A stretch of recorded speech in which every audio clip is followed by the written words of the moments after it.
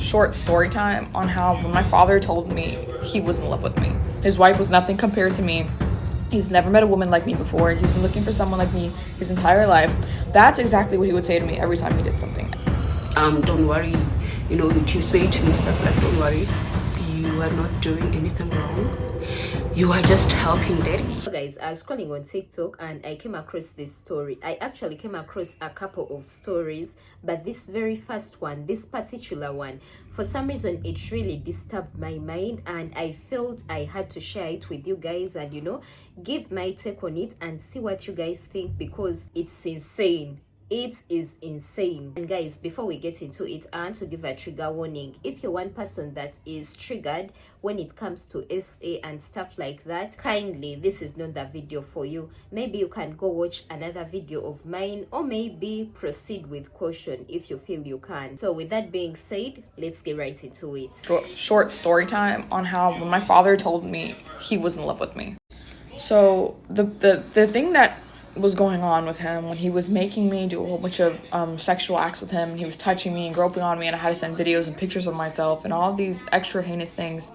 Every single time he would do something, he would tell me he's doing it because he's in love with me. He would do it because he wants to marry me. He wants to run away with me. His wife was nothing compared to me. He's never met a woman like me before. He's been looking for someone like me his entire life. That's exactly what he would say to me every time he did something. Every single time he did something, that's what he would say to me. And he kept saying he was in love with me. He kept saying he hopes I feel the same, how in love with me he is. And if I did not replicate those feelings, I did not reciprocate the same energy back, he would literally sit there and tell me how I'm a horrible person, I make him depressed, I ruined his life, I broke his heart, I'm not good enough for anyone, he hopes I get beat in the future. I'm only going to be a whore. I'm only ever going to be used for my body because that's all I'm good for. If I did not tell him I loved him back.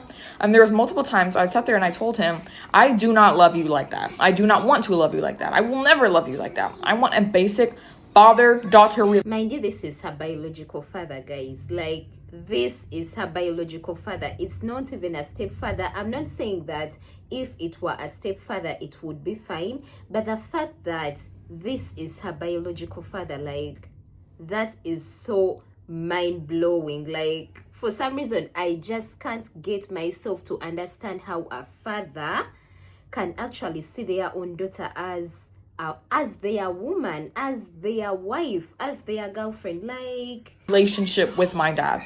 And he said, okay, but just so you know, I'm going to treat you like you never exist for as long as you're here.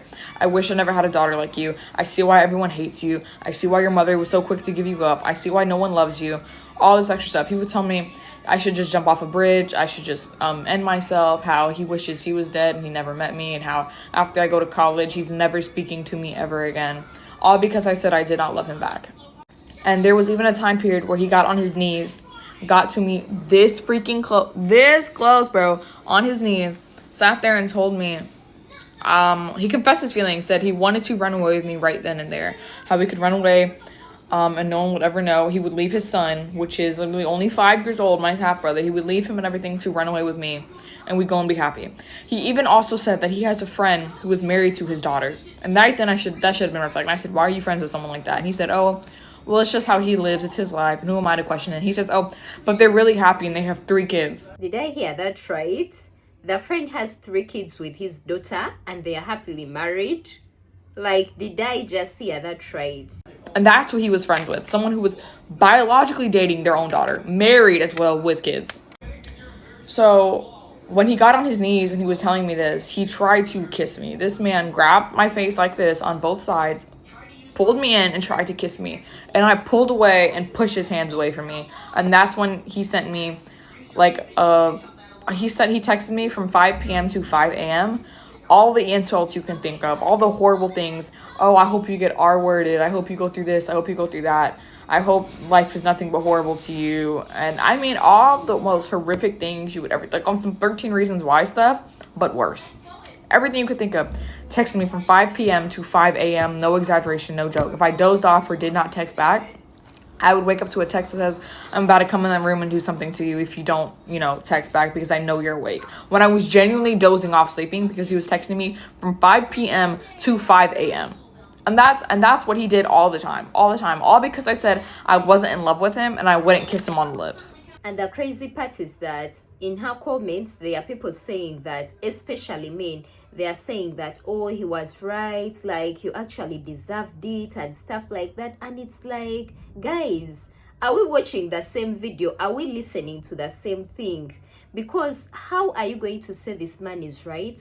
How are you going to say this man is doing the right thing by essaying his own daughter? Like, honestly, how? And there are also women that were coming for her saying that she wouldn't, like, she wanted it, she actually loved what he was doing, because if she didn't, she would have, you know, spoken up and maybe reported him or something of that sort. But guys, I always say, when it comes to these cases, you don't have to blame the victim, because what may make logic to you now, if you were in that same situation as them, you don't know what you would have done. You may not have done what you're actually advising her to do. I feel like sometimes you just have to give people grace, because you're so wise when it is not your situation. Because it is so easy to criticize and to point fingers when it's not your situation, when it's not your story. You don't know what you would have done if you were the one in that situation. So honestly, I don't like victim blaming. Like, don't come for the victim, because you don't know where their mind is at that particular moment. Maybe they were being threatened, and mind you, this is a young kid, like, she looks so young.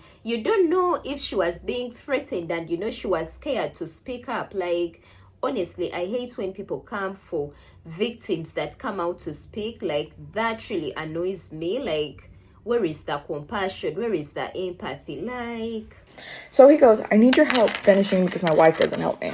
And if you know what I mean, you know what I mean. So I'm immediately like, no, I can't do that, but I'm sorry.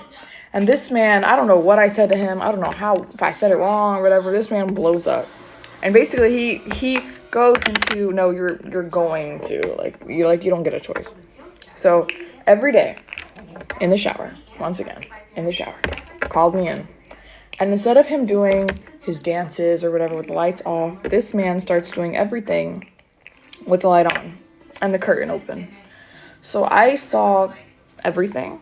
I experienced everything in regards to, there was no boundary, there was no cover, there was no protection, there was nothing. And he always did it when my stepmom wasn't home.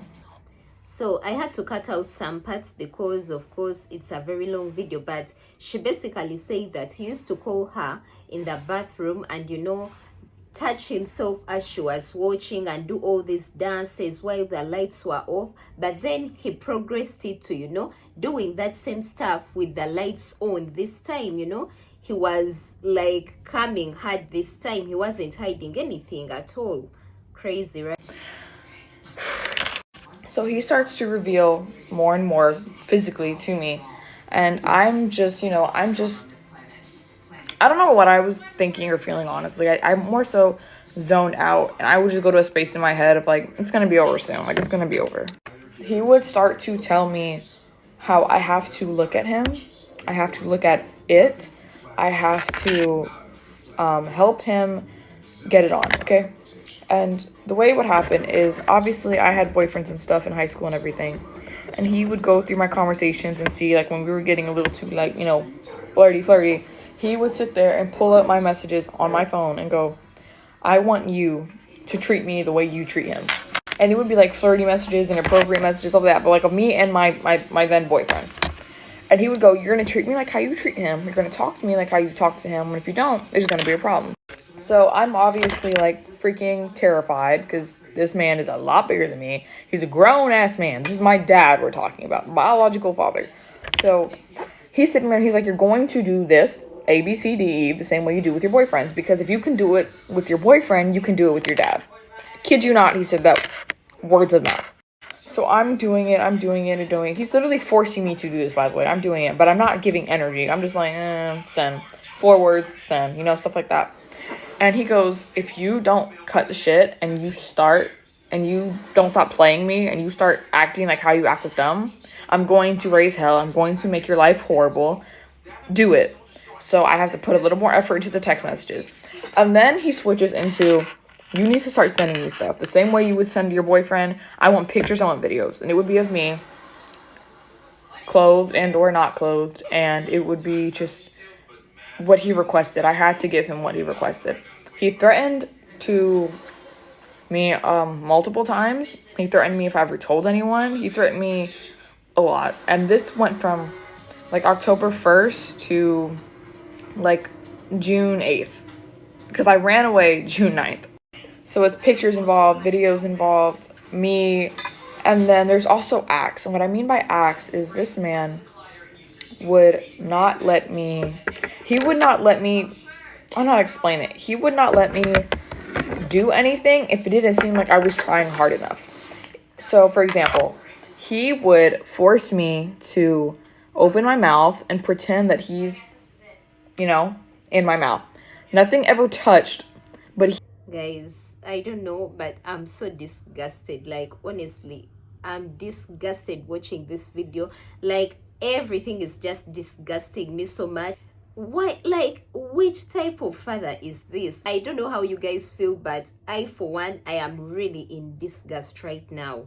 Like, I am in so much disgust, and this is why I feel like we always have to empower young kids. Like, always empower your young girls, empower them to speak up, empower them to say no, like, just empower them, because the truth is that men can be intimidating, and it is so easy as a young girl to be intimidated by a man, and you end up doing things you don't even want to do just because this man is so intimidating. He's telling you he's going to, off you and stuff. Like, it can really be hard to speak up. It can really be hard. And that's why, as mothers, if your daughter ever comes to you and tells you that something is not right, she tells you that someone is touching her, even if it is your husband, please listen to your daughter, because most of the times women brush these things off because they feel like, some women actually feel like their daughters are in competition with them for the man. Like, you look at your daughter as though she's your co-wife,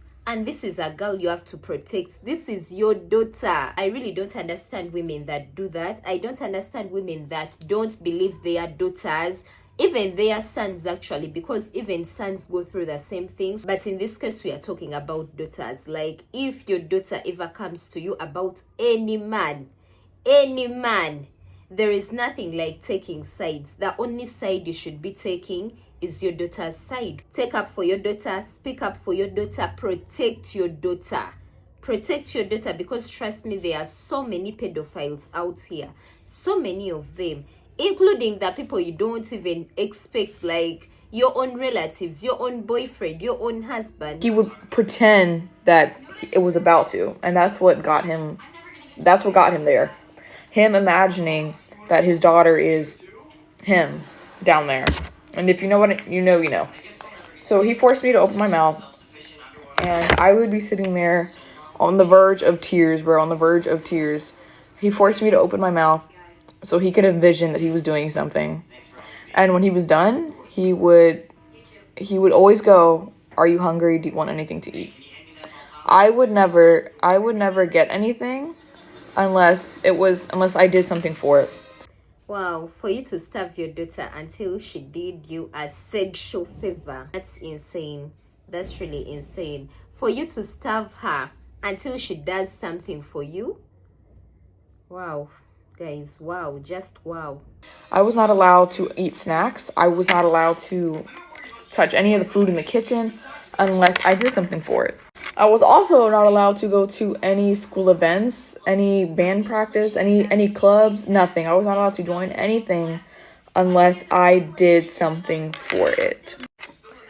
So he's doing this, and then it gets worse because apparently the first thing I was doing wasn't enough for him. So it gets worse. It goes from videos and pictures to more physical acts. This man turned me over, and trigger warning, I should have said this earlier. Big trigger warning now. If you don't like essay topics of that discussion, inappropriate things, just really disturbing things, just don't watch this. He would start to do things like telling me to come downstairs at night when everyone's asleep so he could bend me over on the couch and pretend that he was giving me from behind. He would call me downstairs every single night to watch him do stuff to himself, and I would be forced to sit there and watch until he's done. He was a demon of a person, a demon of a person. I don't understand how people like that exist. But I had been in this position before, like I said. I've gone through things before with men. I always tell myself, you'll get through it. It's only a little longer. Just keep pushing. You'll get through it. God, this breaks my heart. Like, no girl is supposed to feel like that. You don't have to feel like you just have to take it and, just wait for it to get done. And it breaks my heart because she says that she has been through this before with other men. So I feel like it has been a pattern in her life. And oh my God, such things really sadden my heart. Because I know there are so many girls out there that are experiencing the same things, that are going through the same, and for some reason they are scared to come out and speak because they are scared that people will judge them, people won't believe them. Some have even tried to, speak up, and people actually don't believe them. Their own mothers don't believe them. Their own, family doesn't believe them. Everyone turns against them. So they just end up, keeping quiet and taking the abuse, because what else can they do? Like, guys, this is not right. Such things really break my heart, like, seriously. So after that, there's a time period where I start playing games with my friends, okay? Whether it was my then boyfriend, friends, anything, I'd get on the game with them. And he also liked games. So what he would do is he would join these games and these invites with my friends and my then boyfriend and everything. And he would be privately texting me about how my voice sounds, what he likes, what he doesn't like, how I shouldn't play this with him. I need to play it with him, and I need to drop. He would basically sit there and also dog me out and give me paragraphs and paragraphs and paragraphs. This freaking long character limit on how I'm not shit. I'm a horrible daughter. I suck at everything. I'll never be anything. I'm not good enough. I'm just a hoe. I'll only ever use my body. The guy I get with in the future is going to beat me. All that stuff. If I did not live up to his standard. If I didn't text sexually enough. If I didn't look sexually enough. If I didn't play the game with him enough. If I didn't give him boyfriend-sized attention. I wasn't good enough. He would even then to go in and say that he is in love with me. He would tell me that he's only doing this because he cares about me, that this is something that he knows is right in his heart. This is something that Jesus is telling him to do. This is something that he knows that he should stop, but he can't because he knows it's the right thing. Not him bringing in that Jesus bit. Like, for some reason, these weird characters, they always want to, blame it on religion. They always want to blame it on God. They always want to blame it on Jesus, and gaslight their victims into thinking that this is what God wants. This is how God wants it to be. That's why he's letting it happen.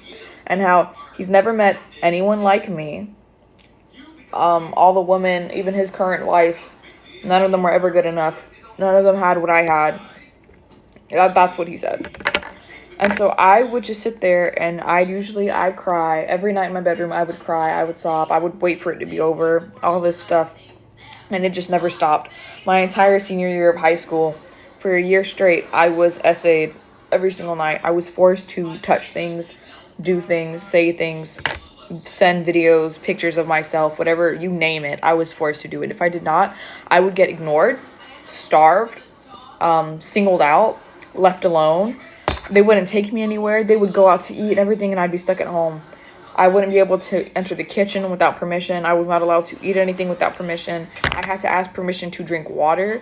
Everything you could think of, I had to ask for. So as all of this is happening, I keep getting threatened. I keep getting told,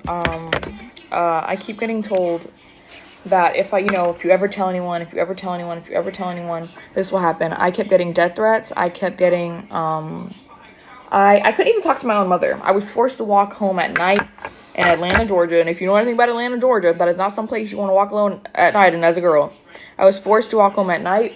All this extra stuff, if I slipped up one time, I would not be allowed to do anything. I wasn't allowed to go to band practice, activities, nothing. I was literally a prisoner there. Literally a prisoner. He did that to me for a year straight until eventually it got so bad, where I would stand on business and be like, I'm done with you. I'm done with this. You're not going to do this to me anymore. Like, I'm done. And you can say whatever you want to say. You could do whatever you want to do. I'm done. And he sat there and said, if you stop what I want you to do with me, I will make your life a living hell. I'm not afraid to put my hands on you. I'm not afraid to hurt you and make sure you will never see or speak to anyone ever again. All the stuff that happened to me was so graphic and horrible that eventually, with all the acts I had to do, with all the things I was forced to do, whether it was opening my mouth, bending over, he would touch me, grab on me, rub everything, make me do the most heinous acts you could freaking think of. Over time, I always told myself, I'm never going to speak up, I'm never going to tell anyone, I'm just going to sit here and endure it because that's what my job to do is. And then one night, he texted me and said, tomorrow I'm going to come into your room and I'm going to do something I've never done to you before. I'm going to make it horrible for you. I'm going to make it extreme and I'm going to pass a whole bunch of boundaries. So I called my online boyfriend and I ran away the same day. I honestly feel like these things are as a result of porn. Most of the men these days are addicted to all this pornography, and they actually want to do the things that they see on these sites to their daughters. They get all these weird imaginations and they want to try it out in real life. Like, if only men would stop watching pornography, I feel like the world would be so much better, a much better place. But can they, is the question. Can they? Rules that I had for my pedo father who was in love with me. So rule number one of the biggest ones actually, was that I had to give him the exact same treatment that I would give a boyfriend that I was dating. If I slacked off, if it seemed like I wasn't interested, if I was giving the impression that I didn't like him, if I was not into it or pretending to be into it anyway, which another thing, a lot of people commented, a lot of men commented, which, sorry, I'll check real quick. If you comment something like W dad and oh, he was doing the right thing and stuff along those lines, like multiple men have been doing, you're gonna get blocked. Like, there's no point in wasting your time. I'm just gonna block you. Your comment's not even gonna be there. But that was the biggest thing. It was that I had to show an incredible amount of interest. Now, the way this worked was the fact that he would say that he could not, get off or, feel what he wanted to feel with me if I wasn't acting 100% interested. Which is why if I slacked off or made up an excuse, which I did and it never worked, if I made up an excuse or anything of that sort or that nature, I would get in trouble. There were things that would happen to me if I did not go back into the bathroom. I thought I said that multiple times. Guess not. Consequences. Things like death threats. Things like threatening to text boys from my school pictures of me naked and stuff like that. Stuff like that. There was a whole bunch of threats. Threatening to tell my mother things about me that weren't true.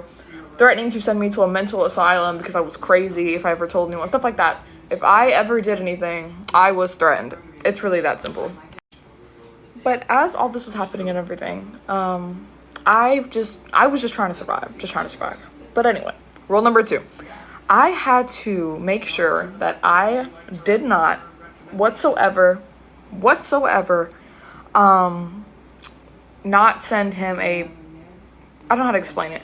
I had to make sure that I did not whatsoever send him a picture of me that wasn't revealing enough. Does that make sense? Basically, for example, say when he was forcing me to send pictures of myself and everything, if I messed up, if I slipped up, if it wasn't good enough, if it was just a picture of me, right? Like just me smiling or something like that, I would get in trouble. It's really just that simple. I would get in trouble. I would never hear the end of it. He would sit there and call me a million names, insult me, all the things you could think of on top of threatening me. Then I would get starved and ignored. So basically how it would go is I, 1, had to talk to him like he was my boyfriend. 2, I had to send him good revealing pictures of myself. Pictures, videos, whatever. And you know what's funny? I'm going to go into something that, dang, this video is already long. I have to go into something real quick. That it's like an example for people who are confused. Real quick. So my father, right? My father, who was the same man who was supposed to, love and care for me, my biological dad, by the way, who was supposed to love and care for me, that failed that miserably. He decided that it would be a great idea to go through my photo gallery to try and find revealing pictures of myself that I took myself. Now, here's the twisted part. The thing is, this man went to my photo gallery, right? Found a picture of something inappropriate of me that I had took for medical reasons. medical reasons. I don't have 5 heads. I can't see everything everywhere. So I had taken a picture, like, again, an inappropriate thing, of a very, very graphic view so I could, check something because, again, I can't see in there. And you could bend down to all the twisting and turning. I was trying to make sure I was good. So he found that picture, came to me in my room, showed it to me up close, held it up to my face, right here close, right? And was like, oh, so this is what you're doing. I know you wanted me to find this picture. I know you were hoping that I would find it. I know this, I know that. And I was sitting there like, actually, that's not the case at all. That's not the case at all. And he would sit there and swear up and down that if I did not admit that I took that picture for him, again, all hell would be raised. So I'd literally have to sit there and act like I took that photo, that was, again, for medical reasons, took that photo for his own gratification. Okay, rule number 3. Playing video games. I had to play video games with this man on the daily. Now, I love video games. I'm a very big gamer. My name is literally after a video game. I named my daughter after a video game. It's just a thing in the family. Like, we play games. This man forced me to play video games with him. I kid you not, forced me to play video games with him. And okay, so this is how it went, right? I would play with friends from school, and he would ask to join. And I have no choice, so I say yes. He joins in, and immediately, if I am not giving him attention, laughing with him, joking with him, making it seem like I really, really want him there, then he would, I kid you not, he would get so mad, and he would start to text my phone, literally text my phone, blowing it up about the fact that I was not, giving him enough attention. I was not doing enough. I was not, I don't know how to explain it. I was not engaging enough as if, I wanted him there, if that makes sense. Now, the thing is, obviously, I didn't want him there. So why would you think that I'd be engaging enough to make you feel welcome? You're not welcome. But, yeah, I had to play video games with him. And if I messed up, again, consequences, I would have to be forced to watch him do something. I would have to do something for him. And again, if you know, you know. I don't mean anything like washing dishes. I mean something worse. Honestly, this story really broke my heart. Like, it honestly broke my heart, and there is no way I wouldn't share it. I know it might be triggering for some people, but I really wanted to bring it out here so that we spread awareness that these things are actually happening. Your own father can actually, assault you. There are kids going through this. There are people that have actually gone through this, and they are scared to come out and speak. They are scared to come out and talk because they are scared of what people will say, how people will, perceive them and stuff. Because, of course, society always turns against the victim. Society always finds a way to say, well, she could be lying, because even in the comments there are people that are saying this girl is lying. Now, I don't know, I wasn't there, but for someone to come out and tell their story, and for you to bluntly tell them that they are lying, and they are just looking for views and stuff, like, I don't know, I just find that to be so inhuman. Like, sometimes I feel like we just have to put ourselves in people's shoes, just put yourself in someone's shoes and think, if this were you, what would you have done? If this was your daughter, had this been your daughter, had this been you, would you have still had the same energy? Would you have still, felt good if someone did not believe her when she came out to speak her truth? Like, I feel like sometimes we just have to give people that, benefit of doubt, I should say. I don't know if that's the right word I should use, but yeah, you get what I'm trying to say. Your dad did this knowing he had a disease. Yes. And tell our audience what that was. Well, the disease that he had he was HIV positive. Mm-hmm. Yeah. So he took advantage of his daughter knowing he had a sickly, deadly disease. Disease. So there was really something wrong with him. Yeah, and he used mentally illness for his actions that he did, but I don't think nothing was wrong with him in that way. I just think that he didn't care, because he didn't care about himself. Yes. That's how I looked at it. He didn't care about himself, and he didn't care about me.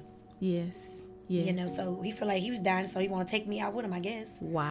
Imagine being raped by a father who is sick, and he clearly knows that he is sick. He clearly knows that he's sick, but he doesn't care. Like, how wicked can you be? How wicked. And just like she said, I also feel like the whole mental illness, excuse, like, it's BS. It's BS. Like, you clearly know what you're doing. You know what you're doing. You can't tell me otherwise. He knew what he was doing. Oh my god, guys, this is so heavy for me. I feel like this is the heaviest video I have done so far. Like, it is so heavy doing this video, but hope I can get through it. Story time on how I found out my dad was molesting my 4-year-old daughter. I'm not doing these for attention, for clout, for none of that. If I can tell my story and help somebody else, that's what I'm gonna do. First thing I want to say is pay attention to your kids. Your girls, your boys, pay attention. It was the smallest thing that brought everything to light. Something that I could have absolutely overlooked, and I did not. Because I pay attention to my child. I look at everything. I pay attention to everything when it comes to her. I be paranoid, and it comes from my own childhood trauma. But anyways, so my dad lived about 2 hours from us. I had just finished school, and I was about to start my extern. My husband worked during the day, and I needed somebody to watch my daughter while I did my extern because she wasn't in school at the time. So my husband drove 2 hours, picked my dad up, brought my dad back to our house. So I started my extern. Everything was going good. Mind y'all, I ain't never told nobody this, but I was already paranoid. Like, it was something. I was paranoid that whole week. It was like little small stuff that was being done that kind of had me uneasy. But okay, so the first thing was one day my husband was about to drop me off at my extern. It was like 8 in the morning. My daughter was in our room because my dad was in her room. So my baby was in the bed asleep. My husband and I, we were leaving the house, and we were outside, I want to say maybe 30 to 45 seconds, because my husband, when we got in the car, he realized that he left something. And he got up to go in the house, and when he got to our bedroom door, my dad was at the door. Mind you, my baby's in there asleep. It's like 8 in the morning. Before we left out the house, we told him that she was sleeping. That was weird to me, but then again, you couldn't tell him nothing about his grandchild. He loved his grandchild. I was thinking, like maybe she was whining or something and he went to check on her, but my husband was like, she's asleep. Okay. So another time, it was like my second or third day of my extern, my baby was playing in there with him. And she came out and she was just standing in the living room. And I could see his shadow in the hallway, like with his hand, he was like beckoning her to come back to where he was, but he would never say it out loud, which was weird because it just called her name. But it was like he was silently beckoning her, like he didn't want us to hear or see that he was calling her in the back where he was. Okay. After that, I don't know, I think I wasn't even a week into my extern when we found this out. Like, okay, he was doing little weird stuff, just weird stuff.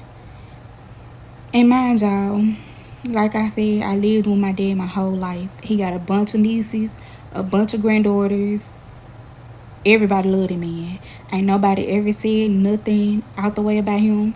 No rumors. He ain't never did nothing to nobody. Like, he was just a host of fun. Everybody loved him. Like, that's why I'm shocked and hurt, like, to this day.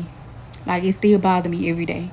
But anyway, so one day, my baby, she came in there, like, she was still, like, at night, she had, like, she was, at the time, she was still, like, with the bed. So she had on a pull-up because it was nighttime and she was getting ready to go to bed. So she lay out on the couch and she put her hand in her pull-up. So red flag on the plate. I don't play that. Why your hands in your pull-up?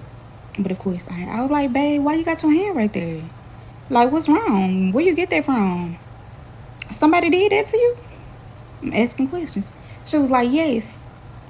So I already know. When you questioning a child, you do not say a name. Like, you don't say nobody's name, because, that child can just go with whatever you're saying. So I'm just like, somebody did that to you? I didn't say no name. Mind you, the only men in that house is my husband and my dad. And it could have been a woman. I got a bunch of cousins, whatever. It could have been a woman. So my husband, my dad, and sometimes my brother come around. But yeah, at the time it was just us three in the house. So I'm like, somebody did that to you? And she's like, yeah. So I don't want to say a name. So I'm like, okay, baby, who did that? She was like, Papa. That's what she called my dad. I'm like, Papa, I'm trying to get some clarity. Papa changed you? Papa, what, wiped you? Took you a bath? I can't say exactly what it was that she did. She showed me what he did. And she also said something that he did. And my heart just dropped. I was crying so bad. I told my husband and my dad got into an altercation. And yeah, I called my auntie. My auntie lived down the street from me, and I told her, and she was like, oh, I just don't believe he did that. I don't believe, mind you, this my auntie on my mama's side. She was like, I don't believe he did that. Wait, I gotta do a part 2. And the fact that most of the times people won't believe you when you speak out, because these people don't look like the things they do. Most of them put on this facade. They make it seem like they are very good people, they are very nice people, they have no history of doing these sorts of things before. So of course people are going to doubt you, because they know them to be good people, they know them to be respectable people. How can you say this man did that? Like, he is the life of the party. He's the loving one out of all of us. He loves children. How are you saying he did that? But trust me, people can pretend, guys. People can put on a facade. I for one, I am always going to believe my child. If I ever have a kid, God forbid something like that happens, I'm not asking any questions. I am going to believe my kid. I don't care if the entire world does not believe my kid. I don't care if no one sides with me. I am going to believe my kid, and I am going to get justice for my kid, one way or the other. Trust me, I am. Part 2 on how I found out my dad was saying my 4-year-old. And I'm emotional because I done recorded this part 2 like twice, and it keep deleting, and I'm wondering if that's a sign, like, to just stop and let it go. But no. Okay, like I said, I called my auntie. My auntie was a police at the time in the town that we lived in. So, and she stayed right down the street. So naturally, I'm gonna call my auntie. I called my auntie. She came over, and I don't know if it was because I had just broke down crying, or because my husband and my dad had just had a argument and was yelling. But when my auntie started asking my baby questions, she would not answer the questions. And my auntie literally told me right there in my face, like, okay, I don't believe this. And my auntie might see this. Auntie, no hard feelings, but yeah, that hurt me. Anyways, so I'm getting emotional, y'all. Hold up. Okay, so my auntie said she didn't believe it and told me to take my baby to the hospital, which I was going to do anyway. I ain't see anything, but I still wanted to take her to get checked up. So we took her to the hospital. When the doctor came in, she told us off jump, like, usually you don't find no type of physical evidence with cases like that. But my baby ended up telling the doctor the same thing that she told us. And they called. Okay, we went to the hospital in Memphis because it's the closest hospital to the children's hospital in Memphis. It's the closest children's hospital near us, even though we stay in Mississippi. So they end up calling the police from Mississippi, because that's where we live, to the hospital in Memphis. And the police they call, that's the station that my auntie work in. So They came, took our statements or whatever, and the doctor had just told us that she saw something, and it could have came from constipation, like some strain with constipation, or it could have came from something else. And they could have taken her somewhere else and did an invasive testing, but it wasn't recommended. So I told my auntie that, and like I said, the woman wasn't sure where it came from, and I didn't want to do the invasive testing, so of course that's not going in nobody's paperwork or whatever. So my auntie was getting access to the files or whatever. So she called, like, talking about she didn't see anything about, what I had just said. Of course you don't see it. We don't even know if that's where it came from, That upset me so bad because you don't believe her, and now you looking at files talking about what you don't see. So anyways, they made it to where my auntie couldn't even access those files anymore because I was so upset. And hardly nobody. Well, at first everybody was like, "Oh, that's so sad, and he wrong for that." But a year later, everybody his best friend, y'all. Everybody his best friend. Everybody, I talk to him, and he miss y'all, and this, that, the third, y'all. My family, my mama people. Oh, you don't think she got that off YouTube? YouTube? Y'all, that is so hurtful. For people to doubt your child, that's hurtful. But I understand a little bit because of his character. Like I said, we all grew up together. My cousins, I got plenty of girl cousins. He got plenty of granddaughters, nieces. He never did this to none of us. None of us, y'all. He never made us feel uncomfortable in no type of way.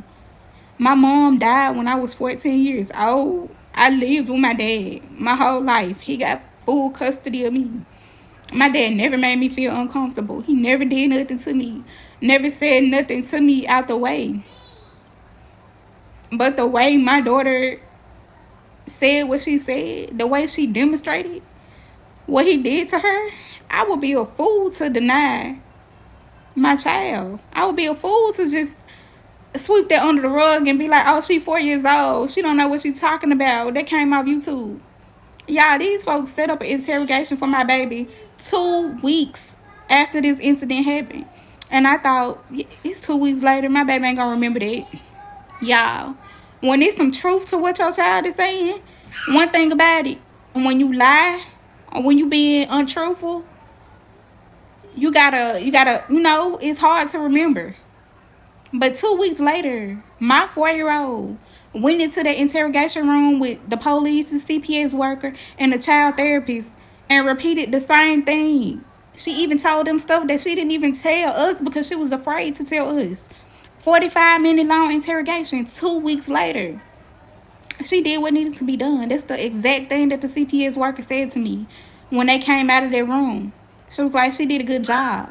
She said what needed to be said.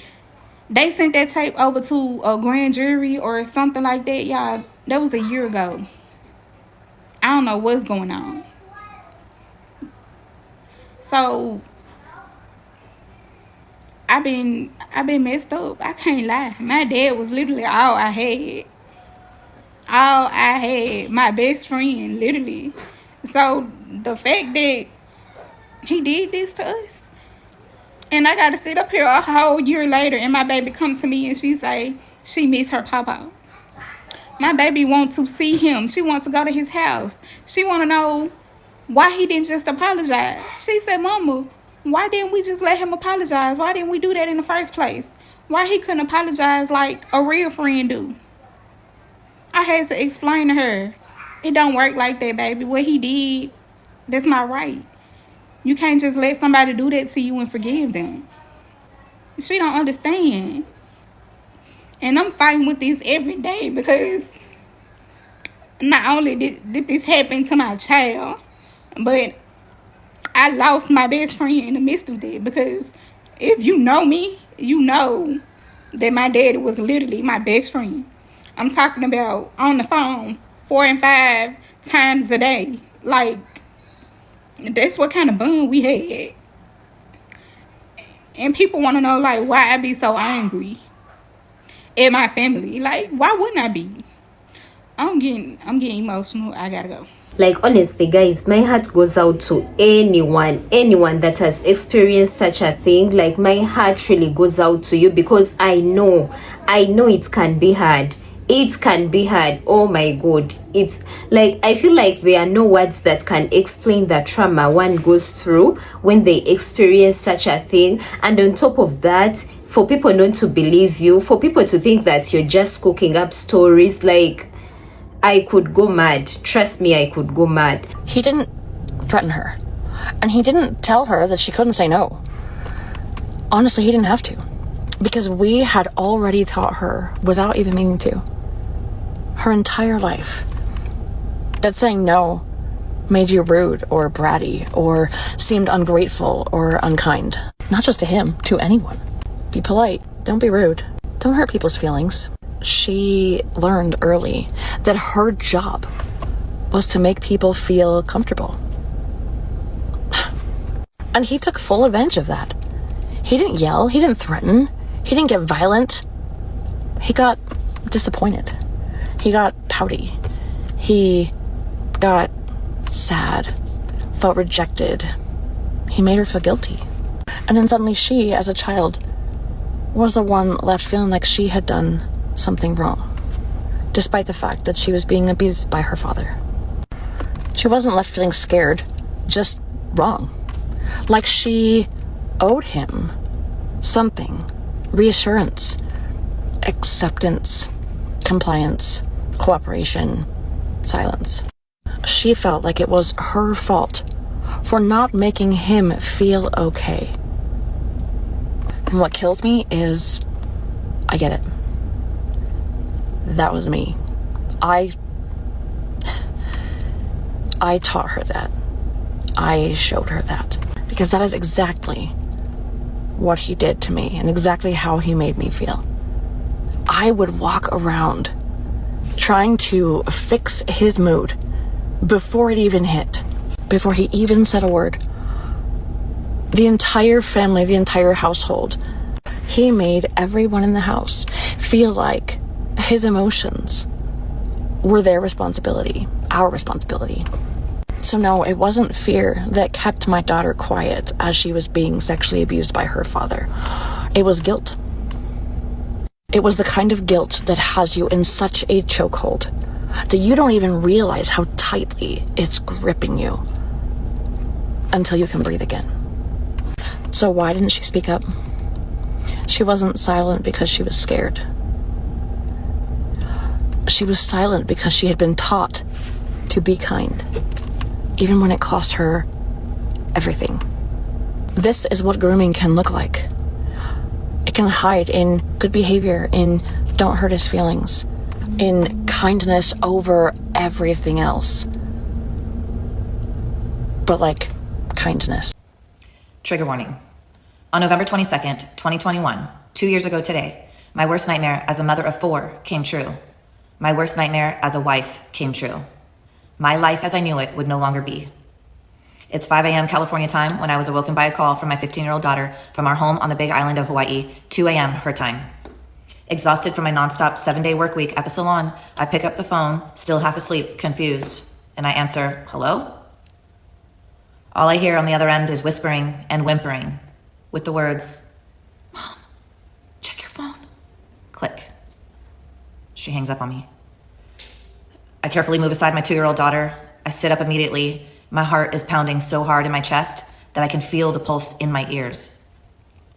I check my phone, and there's unread text from her that was sent just 10 minutes prior. And it reads,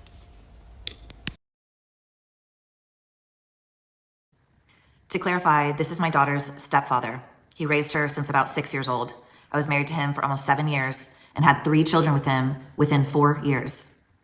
We had just moved to the big island 3 months prior. We shipped everything in a pod, including 2 vehicles, and were living off-grid on an 8-acre property that we just bought. I was on the big island by 6 p.m. that day, and I got the kids from CPS. I was receiving nonstop texts from my husband saying that he was so sorry and that the devil made him do it, and it was just a lapse of judgment, and to please forgive him, to not go for the divorce. Please go to the church, talk to the pastor. There was no way This is unforgivable. I took my daughter to the police station, the juvenile aid section, and that's where she gave her testimony. And that's also where I started my paperwork for a restraining order. My husband went to the Hilo Police Department and gave his testimony a couple days later, because mind you, this is all during Thanksgiving. What a traumatic week to be dealing with this nightmare. Anyhow, he went in there and he admitted premeditated SA on a minor, as well as saying that he was going to admit himself into a 1-year-long rehabilitation program through the Assemblies of God Church for life-debilitating addictions. He was able to walk shortly after that interview. No handcuffs, no night in jail, nothing. I was extremely confused and hurt. I knew what he did was illegal, but maybe I was overreacting.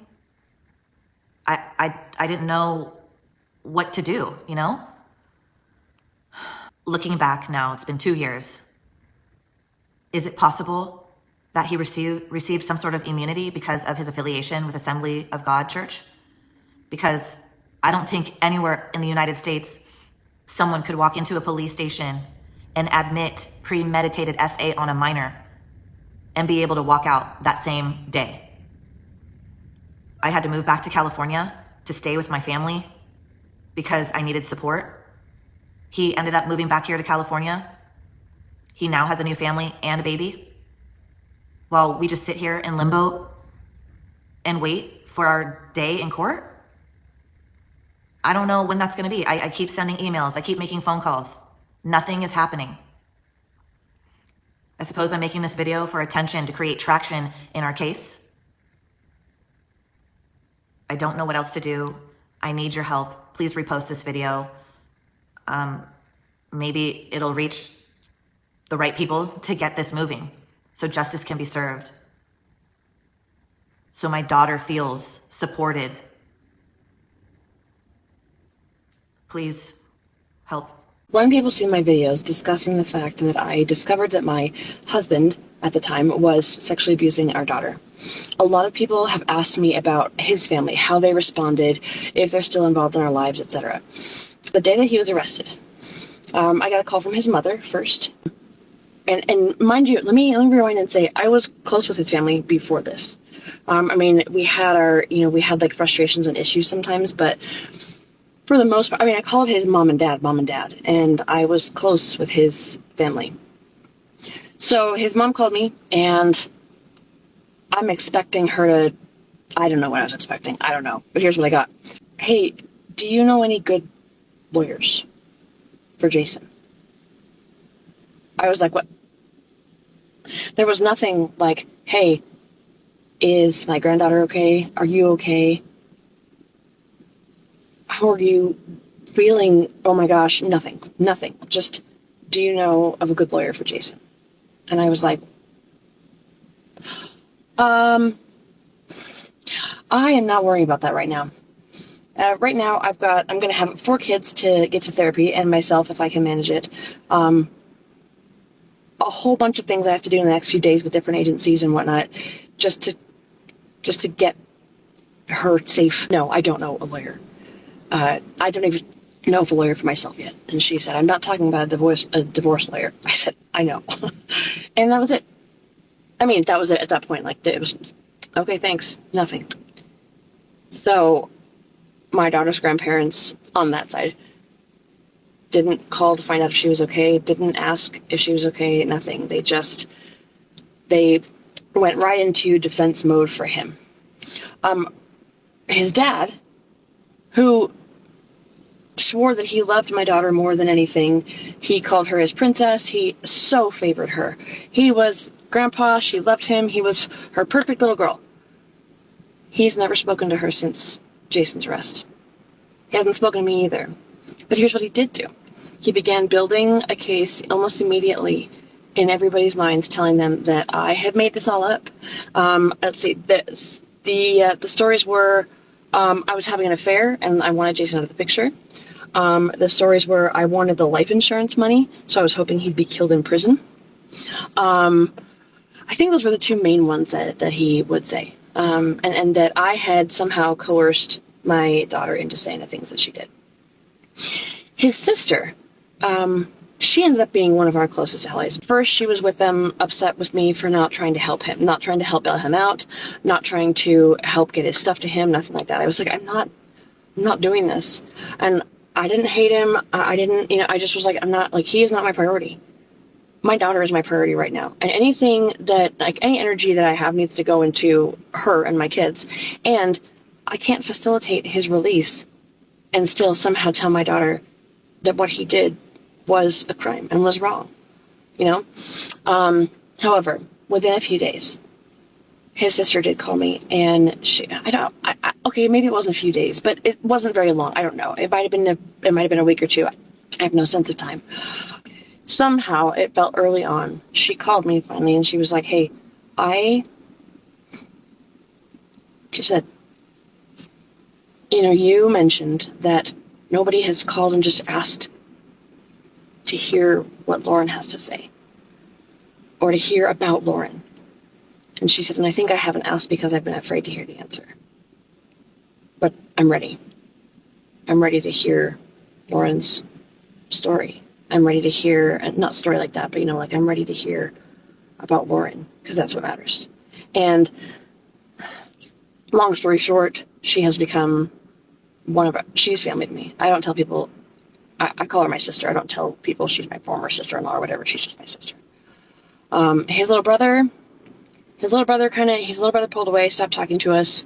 Later, he did kind of get back in contact, but it seems like he's always, maybe he feels like it's not loyal. I don't know. He's been in touch a little bit here and there. He apologized to Lauren for not being there for her at the time. But ultimately, it feels like there's probably not a whole lot of support there. So, to those of you who are in this situation and wondering, how on earth can the whole family just turn against me like this? How can my kids just lose half their family? Let me tell you, my experience there is so common. Because when I got to know people afterwards who were in my situation, it was the same thing. From family to family to family, it was the same thing. Now, I'm not saying it's going to happen in every family, but I'm saying it's very, very common for the perpetrator's family to turn on you and to completely disown you. So if that's happening to you, please know you're not alone. So many things can explain it, but maybe don't spend your energy on trying to understand it. Just know that your energy is best spent where you have support and where your children have support. When I was 14 years old, after months of agony and anxiety, I finally found the courage, the bravery to speak my truth. So I went to my mom and I told her that my father, her husband, was essaying me. He had been essaying me for years, since I was 10. And she didn't believe me. She actually ended up gaslighting me into thinking I was lying, doing it for attention, whatever it was. And that was one of the deepest blows to my heart, my soul, that it impacted me for years to come, even as an adult. And now as someone turning 40, I was moving through something somatically and I realized, wow, I thought I had healed this, but there was something deeper. And the wound there was that even when I speak my truth, I won't be believed. Before my dad started essaying me, he told me something that makes a lot of sense now. He had taken me up to my high school for my freshman year orientation, and he made a comment about how he puts a facade on for everybody. I didn't really know what the word facade meant at the time. He said it was like a mask. Pretty much he appeared one way when really deep down inside that wasn't who he truly was. When my dad first started physically abusing me, I told some girls in my PE class. They in turn told a teacher. I'll never forget, her name is Miss Heipel. She was the teacher I had for my last period of the day. One day after class, Miss Heipel pulled me aside to talk to me about what the girls had told her. She asked me about what was going on. She also expressed that she had met my dad and he seemed like a nice guy. So I repeated back to her what my father had told me, that he puts this facade on for everyone to see. My teacher broke down in tears. We went and spoke to the principal, and of course I told her the same thing. The principal asked if I wanted her to call someone for me. I was already scared of my father at this point, so I said no. In fact, I got in trouble when I got home because staying after school to talk to the principal made me late. I was severely disciplined. The point of me telling you all of this is that most abusers have a facade. They don't want people to know who they really are. This is why it's important not to victim blame. This is why it's important not to believe everything that you see. Sometimes abusers can wear a mask that makes everyone around them think that they're this amazing person. But their victims know who they really are. After all, not everything is what it seems. Hi sis, hi lover. Get ready with me while I tell you about how I was sexually assaulted almost every day for a full 7 years by my stepdad, to a point where I started feeling like this is my normal, like this is how my life was supposed to be. As you can see, I'm already wearing this kaftan, right? Meaning we are mainly just going to accessorize. So yeah, how it started is that the first incident, it happened back in 2011. I was 11 years old, and I remember I was staying at home. It was me, my younger brother, and my stepdad. We refer to him, or I refer to him by his name. We're just gonna call him Ben, right? So yeah, what happens these days is that I get back from school, I'm rushing back into the house at age 11, and I'm just looking for mom as usual. I'm looking for my mom. And the first thing that I do is that I run to my bedroom, because I started in the kitchen. Mom was in there. I go to my bedroom, like, Mommy, where are you? And then when I get to my bedroom, it's where I found Ben, just sitting in there, chilling like on my bed. I didn't mind him. I don't mind him. I find him in there. And then I just decide, maybe let me rush to my mom's bedroom to go look for my mom. And when I get to my mom's room, that's where I found Ben's brother. That is my uncle, right? He was chilling in my mom's room. Like, Ben was in my room, and then his brother was in my mom's and Ben's bedroom. So when I'm in there, I'm asking him, oh, is mommy? I'm looking for mommy. When you just got back from school and you're excited. And that is where things started going south. I remember Ben's brother, he was just busy on his phone, and then he just called me over, and what he did is that he started showing me in videos of porn, like literally naked people on the phone. He started showing me that, and he just asked me, do you know what this is? Do you know what's happening? And I just kept saying, no, I don't understand. And then a little while after that, Ben calls me back to my room, and then I rush back into my room. And then when I get there, I still had my backpack on my back, so I just take my backpack off, and then I just throw it on the floor. And then that's when Ben was like, he said to me, he was like, pick up your bag, like, just don't throw stuff everywhere. And then when I picked up my bag to put it on the bed, he was like just there naked. And how it would usually happen is that before, like prior to the day of the actual rape, he would, just touch me inappropriately. He would keep touching me inappropriately, and he would be like, don't worry, you say to me stuff like, don't worry, you are not doing anything wrong. You are just helping daddy, That's what he would affirm, like, because it started with the touching, like the days prior to this, it would just be him inappropriately touching me. And yeah, just every time he does that, he would actually, on some days, on this day when he was naked, he just started saying that you're just helping daddy. And then he continued to, like, finger me, like he took his finger down my clothes, and then he started fingering me. It's how it all started. And to keep me quiet, he just kept saying, you're just helping daddy, like, you're not doing anything wrong. I didn't understand it, but as a child, and I mean, this is your father figure, you just listen to what they have to say. So yeah, he did that, and Next thing, I was on the bed and he closed my mouth. I don't know if it was so that his brother doesn't hear or was his brother in it with him. At this point, I don't understand because he showed me like pornography videos first. So yeah, he just started raping me. And this was like the first time. I was 11 years old.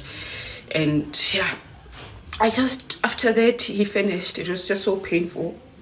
But for some reason, I never told mommy because remember, I was told I'm not doing anything wrong. I'm just helping daddy. So I never told my mom. And then for every day since then, it would be like a lot of episodes where I am sexually assaulted in terms of touch. He would touch me inappropriately. I remember on some of the days, he would actually make me give him like oral sex. Like he would. I remember this other day how it started. I was around age 14. My mom was at home at first, but her little sister's baby got sick, so she had to rush to go and help them, leaving me at home with Ben. And then Ben would say to me, go to the bathroom, get a bowl and put like warm water in it. And then when I came back with the warm water, he would actually make me wash his private part. And yeah, make me wash his private part before giving him like a blowjob. It was like, he's just helping daddy, like it's okay. And then I remember after the next rape incident when I was 14, when I got to school the following day, the teacher actually realized that I was struggling to sit down. So as I was struggling to sit down, she asked me, and all I said to the teacher was like, no, he just rubbed my breast, because another thing that he would do quite often, like when I am sucking him or when he's making me wash his private part, is that he would be busy rubbing like my nipples and just rubbing my boobies. So what I told the teacher was simply that I'm just, he just made me do that. But the teacher realized that something was off. So what they did is that they called my mom and they called the police. And when the police came, for some reason, I still didn't say the whole story. I just told them that. But now a case was opened this time around, right? A case was opened. And a case was opened. But now when I get home, I was threatened by Ben's brother. He was like, if you want things to continue being okay at home, you will like shut up about this whole thing. When you are asked, you will not disclose anything that happened in the point that I showed you, what my brother did to you. And because of that, it actually never got anywhere. So yeah, moving on. After a while, and then after a while they continue. Ben continues with like the touching inappropriate, with touching me inappropriately. He continues doing that, and as he carries on doing that, I remember another rape incident happened in 2018. Right, in 2018, I was now 18 years old. I remember he again made me go get warm water, and then after getting warm water, he was in the kitchen. It all happened in the kitchen while my friends were actually waiting for me outside. And he had me like first to wash his private part, and then he just continued with the whole thing. And I remember sometimes he would even do these things like, the inappropriate touching, the fingering me. He would do them even when his friends were around, because I remember he used to have like 2 male friends and 1 female friend, and they would be drinking, so they would come to our house to drink with Ben. So when they're sitting there busy drinking, this is when Ben would actually have me just sitting there closer to him, and he would just be doing his thing, right? So I'm just gonna pause and do. My heart goes out to all the victims out there. Like, speak your truth, never be silenced. Never be scared to speak your truth. There are people that are going to believe you, and there are people that are rooting for you. It doesn't matter if your family does not believe you. Continue speaking your truth and continue exposing all these weird characters. Continue exposing them. Anyways, guys, we have come to the end of this video. Share with me your thoughts in the comment section below, and please be kind, you know, keep it as respectful as possible, because like I say, this is a very heavy topic, and let's just try to at least be empathetic as we are commenting. Yeah, don't forget to like, share, comment, subscribe if you haven't already. Hit the notification bell so you get notified each and every time I drop a video. Till next time, I remain Lisa. Peace and love. I love you all. Bye.